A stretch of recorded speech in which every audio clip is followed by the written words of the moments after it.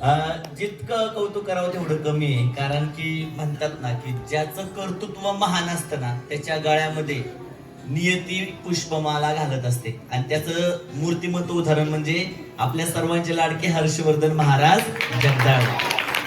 त्यांच्यामध्ये जी अंडरस्टँडिंगची भावना आहे, समजून घेण्याची जी वृत्ती आहे ना, ती अकल्पनीय आहे. म्हणजे त्यांच्या वयाकडे पाहिलं तर अवघ्या 12-13 वर्षाचं लेकरू पण कोणत्याही प्रसंगाला कोणत्याही अवस्थेमध्ये कसं सांभाळून घ्यायचं ते त्यांच्याकडून शिकायला हवं. पण बाळांनो, ज्या दिवशी तुम्ही संस्थेत प्रवेश घेतला ना त्या क्षणापासून तुमची तयारी कीर्तन करायची सुरू झालेली आहे.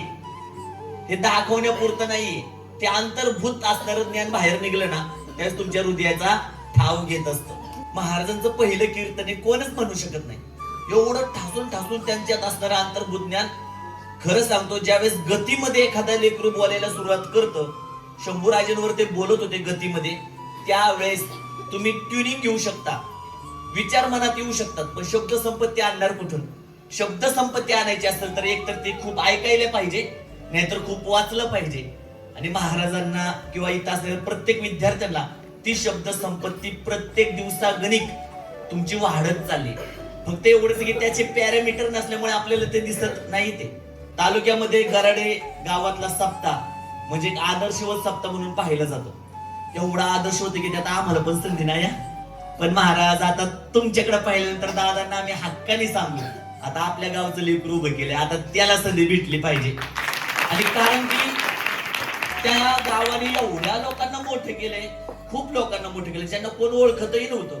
अशा गायकांना, अशा वादकांना, अशा कीर्तनकारांना गराडे गावातल्या सप्त्यात कीर्तन भेटली, ती महाराष्ट्रभर प्रचलित झाली. पण ज्या दिवशी गावातलंच लेकरू कीर्तन करत त्यावेळेस अवघ्या महाराष्ट्रामध्ये गराडे गावचं नाव दुमदुमत ठेवणारे हे रत्न आज आपल्या संस्थेकडून त्यांच्या पाठीमागं पाहायला गेलं त्यांचे सगळेच शालीनता काय असते. म्हणजे म्हणतात ना, आजच मी एक खूप छान प्रकारे ऐकलं की शिवराय एवढे चांगले का घडले, कारण शहाजी राजांचं बीज तसं आहे. म्हणजे कोणत्या पण पतीचा पुनर्जन्म त्यांच्या पत्नीच्या माध्यमातून मुलाच्या रूपात होत असतो, आणि कोणत्या पण आईचा पुनर्जन्म त्यांच्या पोटी आलेल्या कन्येच्या माध्यमातून होत असतो. तर निश्चितच हर्षवर्धन माऊलींच्या तेवढं कर्तृत्व, एवढी शालीनता कोणाकडून आली असेल, नम्रता कोणाकडून आली असेल, तर त्यांचे पिताश्री भाऊंसाठी एकदा जोरदार टाळ्या वाजवा. एकदाही त्यांनी आम्हाला अट्टहास केला नाही, महाराज असं करा तसं करा. ही नम्रता त्यांच्या ठाई आहे. त्यांच्या मातोश्री तर अगदी साधे आहेत. म्हणजे मी अनेक मातांना पाहिलं, पण ह्या अगदी साधे आहेत. ताईंचे पण खूप खूप आभार. इथं असणारे सर्वच त्यांचे पाहुणे, पेक पाहुणे, तुमचं कौतुक का सांगू का? एक वेळ तुम्ही हर्षवर्धन माऊलींच्या लग्नाला नका येऊ, पण कीर्तनाला आलं ते खूप भारी झालं. कारण ही नारदाची गादी साधी नाहीये.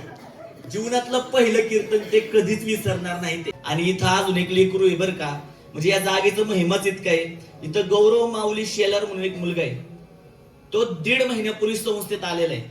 हे गौरव माऊली शेलार ज्या संस्थेत शिकायला होते, राहू मध्ये एका कोणती तरी वारकरी संस्था आहे, तर त्या ठिकाणी असणाऱ्या विद्यार्थ्यांची दिनचर्या सकाळी उशिरा उठणं, हे करणं ते करणं. शेवटी तो आई वडिलांना म्हटलं, मला संस्थेत जायचं नाही, मला घरी राहू द्या. शेवटी त्यांचे वडील गेले, म्हटले आम्हाला मुलाला तुमच्यापाशी ठेवायचं नाही, आमचा लेकरू आम्ही घेऊन जातो. तर त्यावेळेस त्यांना सांगण्यात आलं, तुमच्या लेकराला कुठं पण न्या, त्या मुलाला जीवनात काहीच जमणार नाही आणि त्याला कोण घडवू पण शकणार नाही. आणि निश्चित त्यांना काहीच जमत नव्हतं, बोलताना पण तत मम व्हायचं. आणि आजच्या घडीला फक्त 1.5 ते 2 महिन्यामध्ये, आजच त्यांचा व्हिडिओ मी मोबाईलवर पाहिला.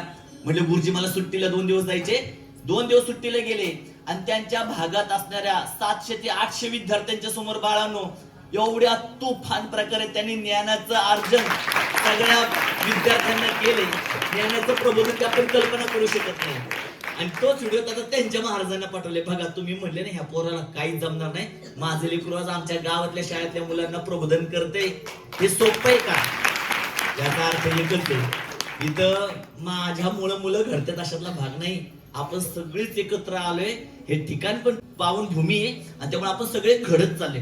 उद्याचे कीर्तनकार आहेत हरिभक्तपरायण वेदिका महाराज कटके.